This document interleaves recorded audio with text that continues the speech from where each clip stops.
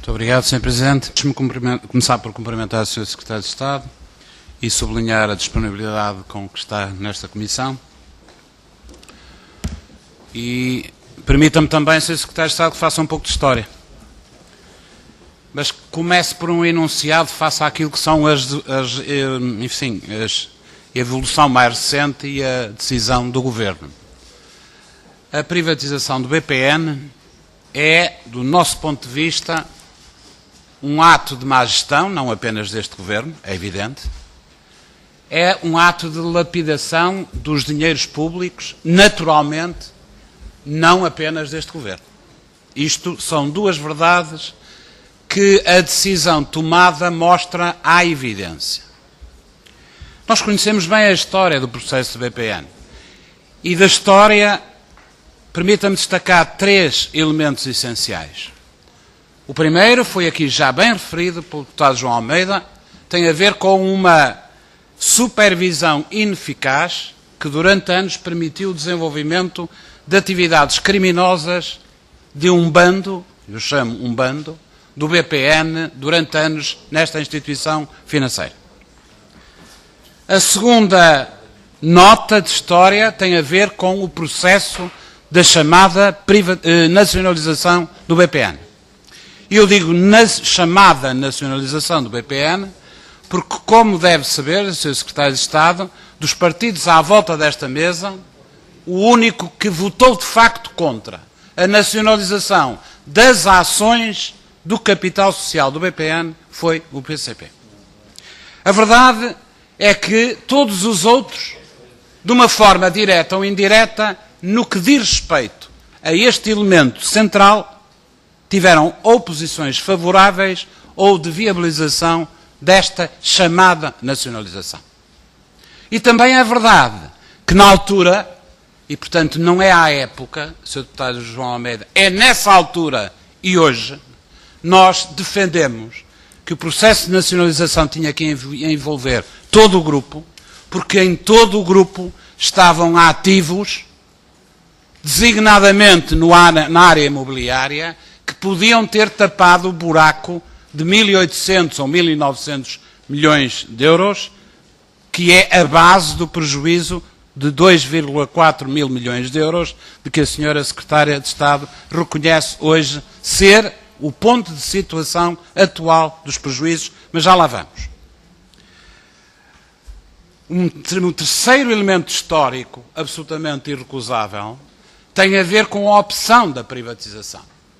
E a opção da privatização, também aqui estou em desacordo com os colegas que me antecederam, a opção de privatização foi anunciada no início de 2009 pelo governo do Partido Socialista e desde então suportada e apoiada pelo PSD e pelo CDS. E, portanto, permita-me discordar, Sr. Secretário de Estado, quando aqui diz que a decisão é tomada na sequência de um memorando da Troika. É com Troika ou sem Troika, a opção estava tomada desde 2009. A única coisa que poderá ter acelerado ou alterado é o prazo. Mas as condições, a opção, a estratégia, o desenvolvimento de políticas estava traçado desde 2009 e apoiado pelo PS, pelo PSD e pelo CDS. E, portanto, é bom que nós não nos esqueçamos disto. Há outras soluções, havia outras soluções. A Sra. Secretária de Estado diz que havia duas soluções. Liquidação ou vender nos prazos previstos agora já na Troika. Agora já na Troika. Mas só agora já na Troika. Do nosso ponto de vista, havia e há outras soluções. E outras alternativas. Porque, repare, Sra. Secretária de Estado, o problema que nós, como Estado, nós portugueses temos é como é que o Estado pode fazer para ressarcir-se daquilo que gastou com o BPN. E está a gastar.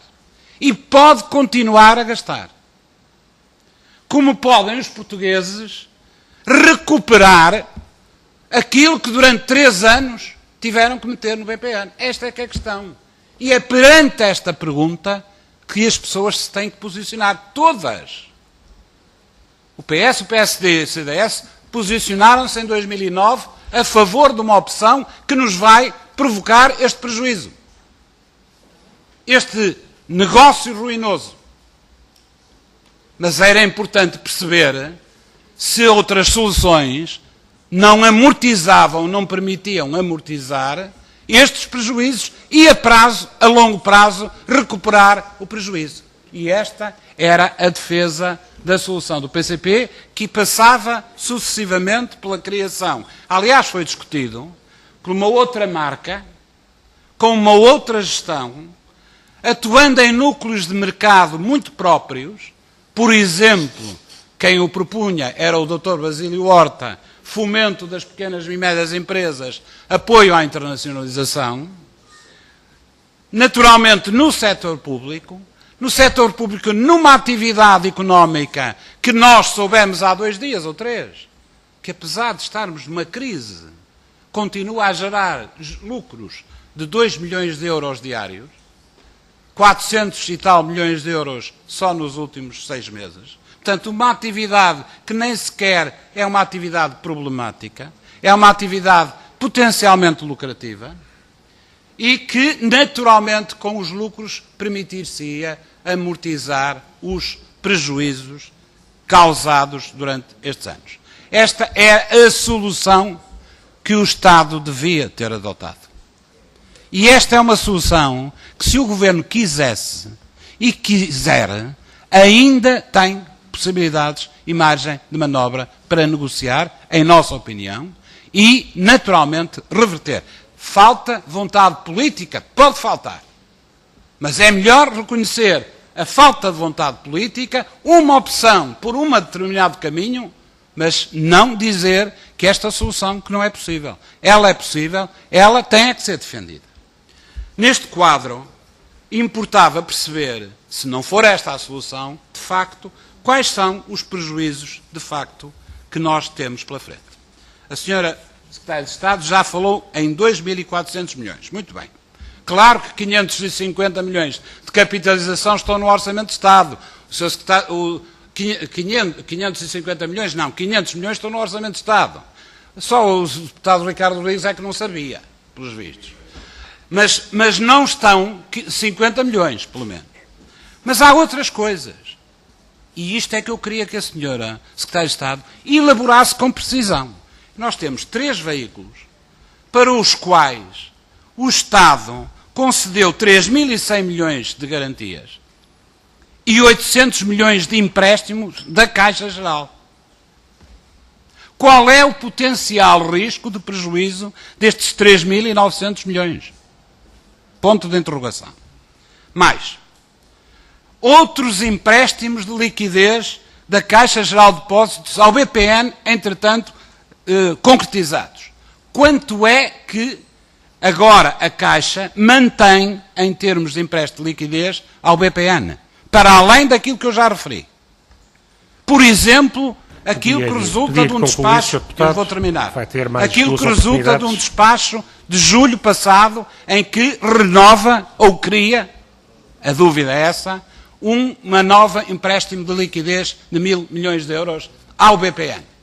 Quanto é que neste momento, para além dos 3.900 milhões em empréstimos e garantias aos veículos, a Caixa Geral de Depósitos mantém junto do BPN, diretamente, e como é que isso vai ser pago e se é que vai ser pago pelo comprador, por exemplo, seja ele qual for, BIC, Amorim, Angola, enfim, Montepio, para nós é relativamente indiferente. Muito obrigado.